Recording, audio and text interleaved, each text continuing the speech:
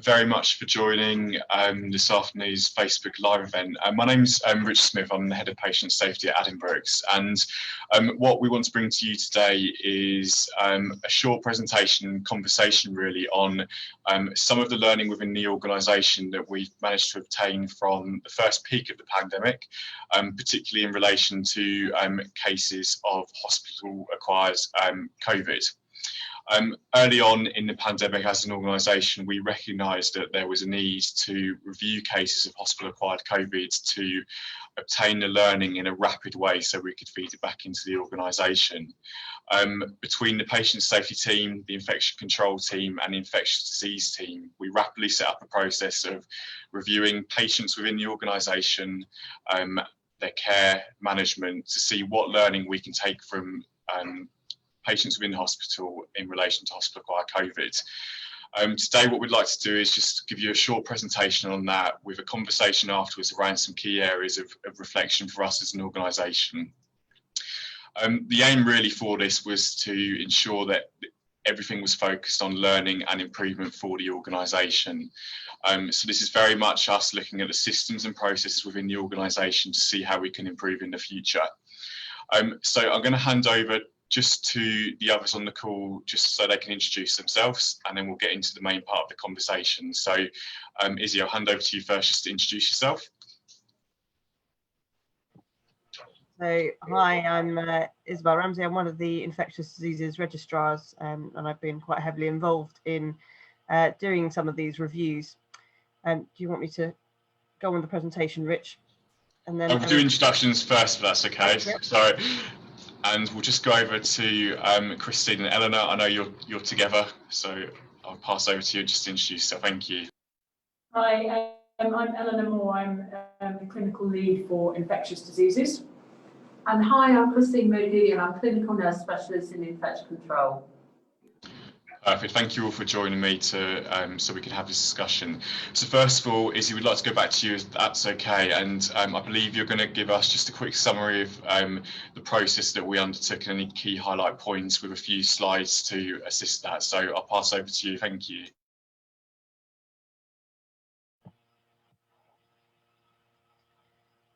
Okay, so thank you very much, Rich.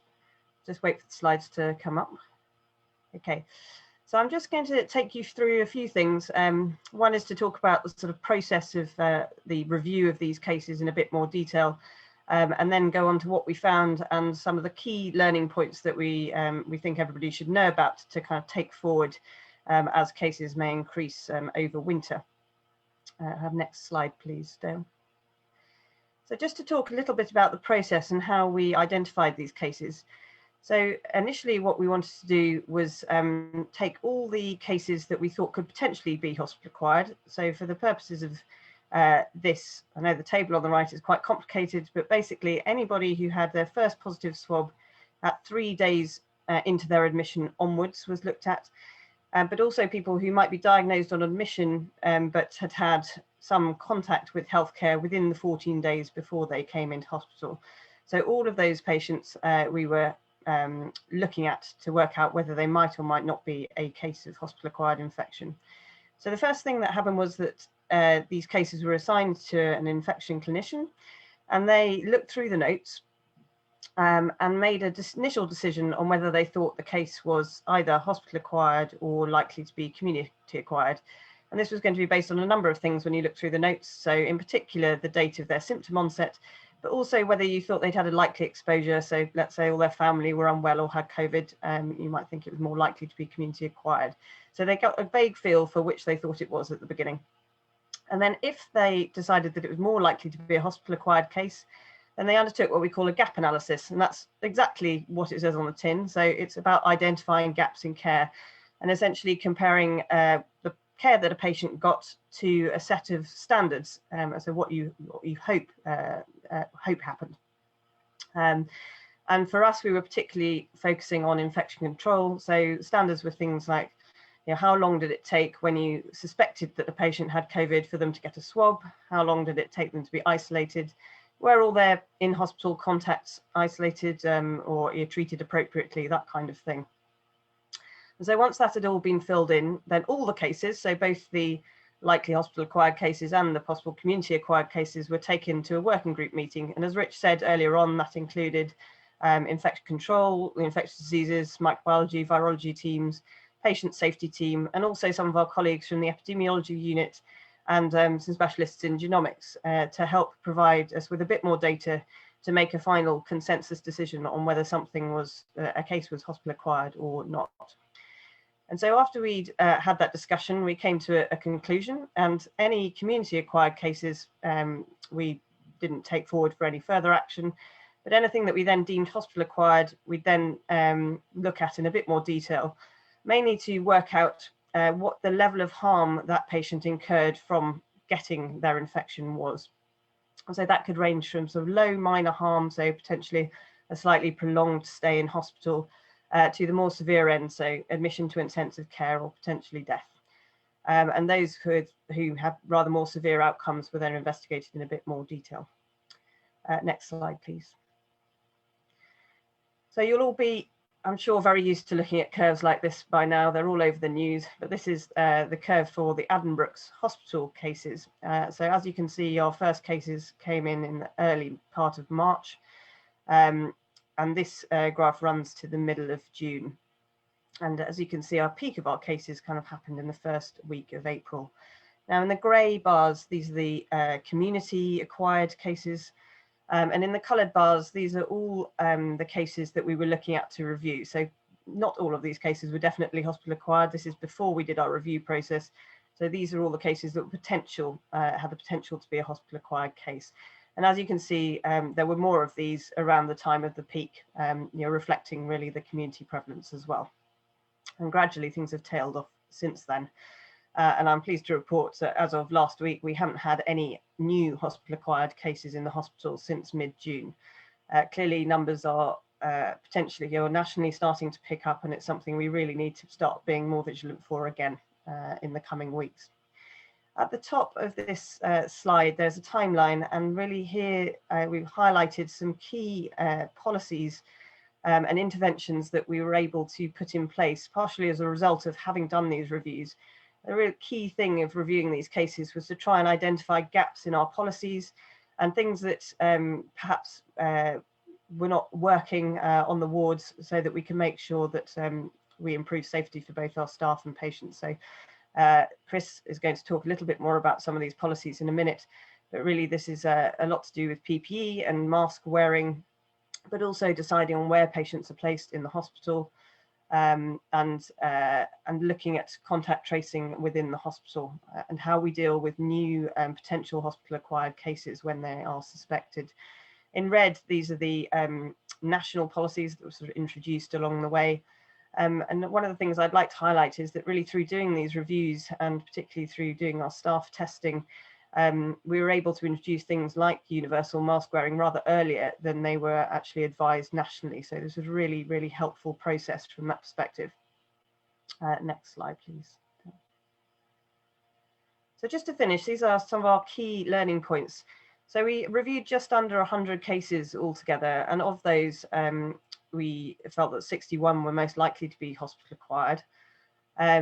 By nature of the type of patients that you get in hospital, they may be at quite high risk from COVID-19, and unfortunately 15% of these patients who acquired COVID in hospital died due to their infection. And something that we noticed while we went through was that a lot of these infections were actually acquired on our green, so non-COVID wards, and that resulted in obviously a number of policies and changes to PPE very early on. So if you're going to take away anything from today, it's the following. So looking forward into the next wave of the pandemic, and we assume it's going to be coming in the next few weeks. So firstly, be vigilant, suspect hospital-acquired infection or hospital-acquired COVID in any inpatients who have got a new fever or new respiratory symptoms. It's very important that we swab people when we suspect these, and that's something for all staff to think about really. If you're called for staff testing, please attend, and clearly if you're symptomatic, arrange a test. There's a protocol which Chris is about to talk about, which is a nice, clear description of what to do if you think there's a new case of possible new case of COVID on your ward, particularly on the green wards. And if you're at all unsure about what to do, infection control are a great port of call for advice. And so we'd rather know about things early than late. So please call us. Thanks very much. And I hand back to Rich. Thank you, Izzy, for going through that. I think that gives a really helpful background and context to the situation the organisation faced, and also the process. So just for Izzy, Christine and Eleanor on the call today, I've got a few questions, if that's okay, just for you all. And really this is about kind of getting out those key points of learning. So Eleanor, the first question is for you, if that's okay. And the first question is, which patients are particularly vulnerable to hospital-acquired COVID? So that's interesting, Rich. Thanks very much for that. So what we've noticed from this analysis is that the patients who seem particularly vulnerable are those who are moving around a lot. So the more they move, the more they have a risk of being exposed to someone with COVID. And so this includes inpatients and outpatients. So those outpatients who are coming for very frequent outpatient reviews, and those inpatients who seem to have multiple ward moves for one reason and another. And the other group of patients that seem to be particularly susceptible are those who are immunosuppressed. So combining those, unfortunately, we had some problems with the renal patients. So the dialysis patients, obviously, they're immunosuppressed and they're coming 3 times a week. So we have to be really quite careful about the sort of infection control processes there. And then we noticed that some of the patients that had inpatients who got COVID had moved a number of times in the hospital. So that's a real point to be careful about going forward, is just thinking about justifying moves, even within a ward. You know, is it really vital to be moving the patient?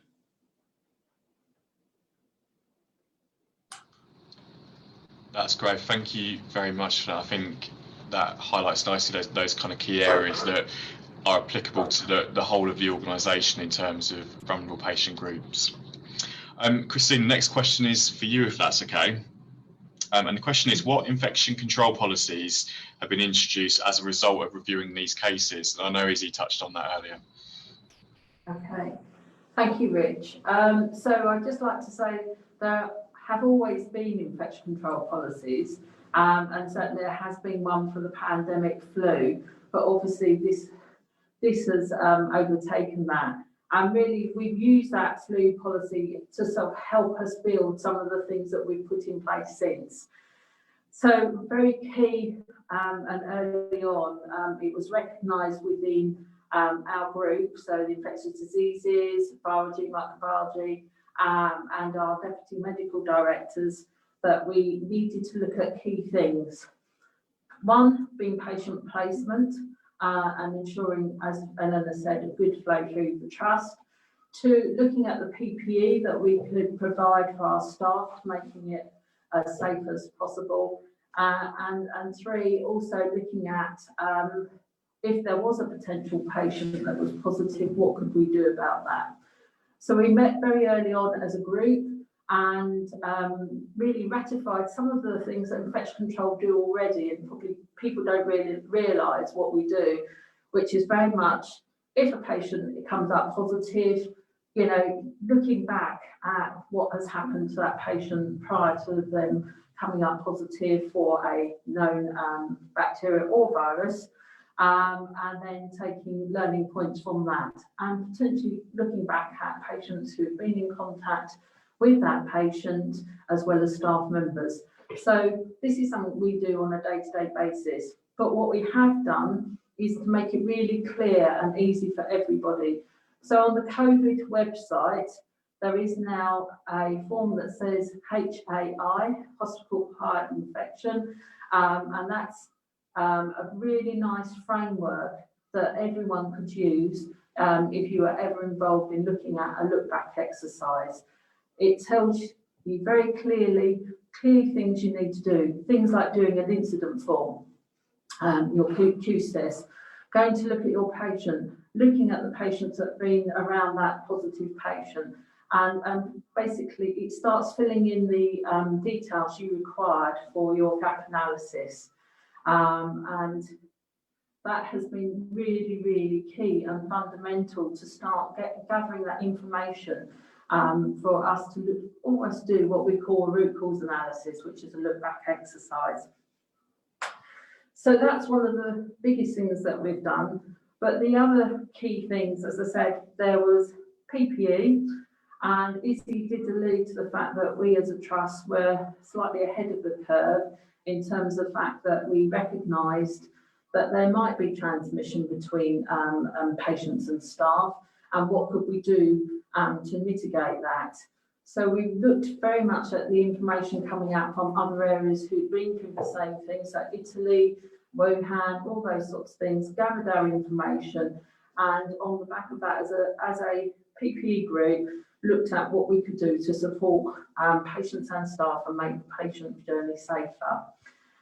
So one of the things that we did do is advise that staff wore masks when looking after their patients, what you would call scenario 0.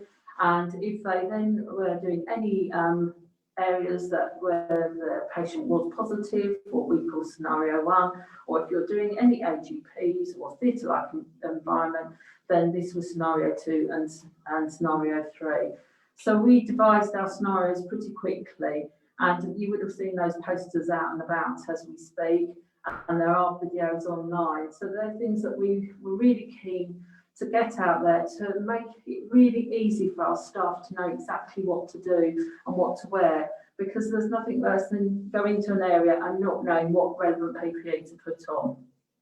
So I think that was really key, and you know, just for reassurance that we're doing everything we can to protect not only the patient but our own staff. And then Izzy did talk about patient placement. So we've been very clear as a trust that we have been, that there's clear pathways where patients should go if you suspect that there might be a positive patient. So people will come into ED, they would be risk assessed as potentially suspected COVID or suspected, not suspected as COVID, and then there'll be quite clear pathways from ED towards. So we adopted here a red, green, amber triage system, and also we have green, red and amber wards. So if you have a patient come in and you suspect they might be COVID and we don't know if they are, then they would be placed on an amber ward until we get our swab back. And I think that has really helped us, enable us to place our patients appropriately, and certainly has helped with reducing, as Eleanor said, about lots of patients sometimes can be moved quite frequently around the wards and around the trust, and that should help minimise what we actually do in regarding that. But going forward, because obviously that is a system that worked quite well for us, we have devised with a group called Patient Placement, a SOP for showing that if a potential patient comes up positive or potentially is positive in a bay, what to do about it. And that's one of the things that Eleanor touched on, about the fact that we know that that's where some our hospital-acquired patients came from. So if you were nursing a patient on a ward and it was a green ward, and you suspect that that patient might be COVID positive, we ask that you put a surgical mask on the patient if you can, if they can tolerate it, and that you would move that patient to a side room. You as staff would be expected to wear scenario 1 PPE, so that is your apron, your gloves, your scrubs, your mask, fluid surgical mask, and your visor or goggles, and the hat. We would then, once that patient has moved, we'd clean that bed space and any toilets or bathrooms they may have used, and we'd arrange a COVID swab through something called point of care, and that is the SAMBA. So currently at the moment, if you suspect, you call your PAs and they will come and do that swab for you. We would then expect you to close that bay to any further admissions, and please let us know. It's really key that we know, because then there's we can start helping you with this patient sooner rather than later. So once the test has been done, we then get either a negative or a positive result. If it's negative and the patient is still suspected clinically, then we would then send them to an amber ward, and the clinician may ask for another test, or they may just say on a RAG rating that they clinically think this is what's still going on with this patient. If they're negative, then we classify that patient as green and they can come out of the side room and move back onto a normal green ward with scenario 0 PPE. Okay. It's actually easier if the patient's positive in one way, because you know that that patient will then move straight to a red ward, and where the staff will be wearing scenario 1 PPE. If I can't read, sorry. And this bit about classifying contacts, is that yes. right? Yeah, thank you. Because it had gone up. I'm sorry about that. But yeah, so from infection control, we then follow those contacts of that patient who was originally in that bay where the bay has been shut. We now are able to have an alert based on those patient notes, the yellow banner that you get at the top of Epic, and that clearly states that this is a patient who's a suspected of a confirmed contact, and actually how many days they need to remain isolated for. Is there anything else? I don't think so. I think that's explained it perfectly. Yeah. Thank you very much.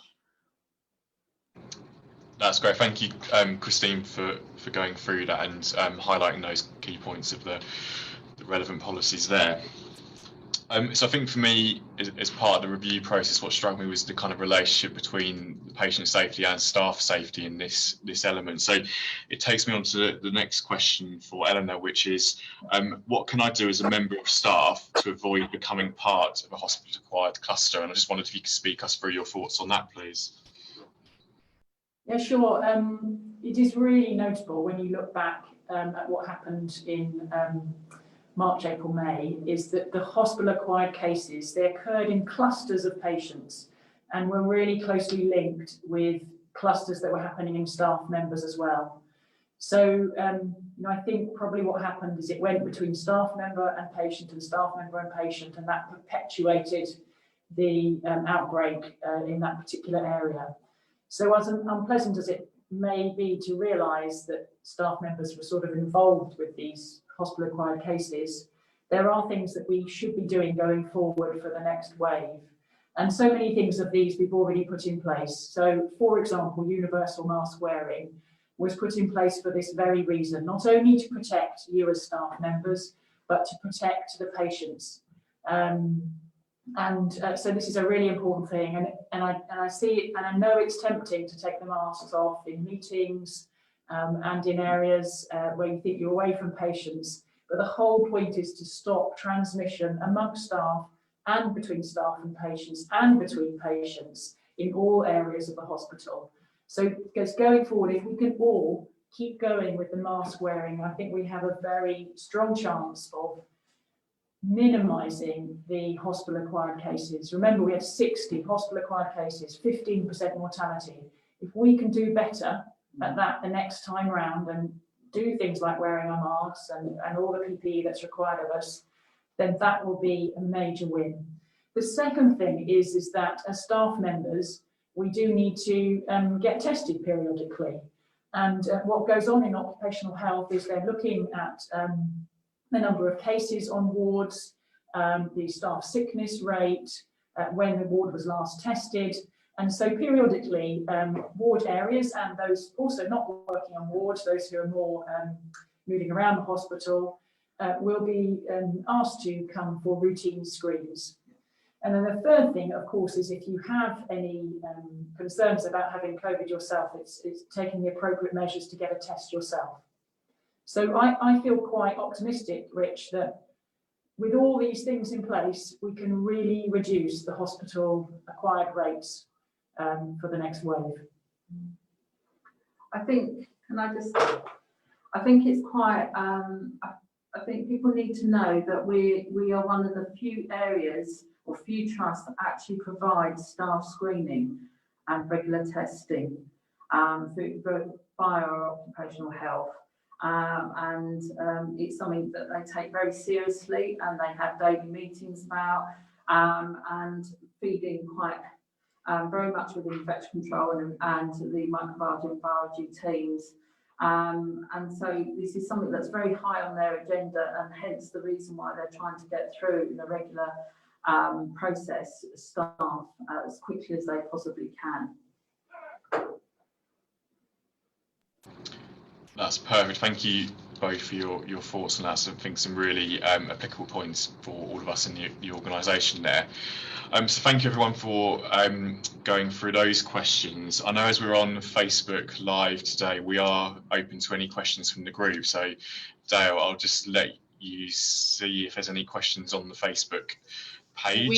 We have one question so far. When a green patient becomes amber, are staff expected to wear a gown when attending the room? We don't wear scrubs on green wards. The same question applies to closed bays in case the patient was red. That's a very good question. And it's actually something that we're looking at slightly tweaking in our PPE at the moment. So going forward, there will be some new posters coming out.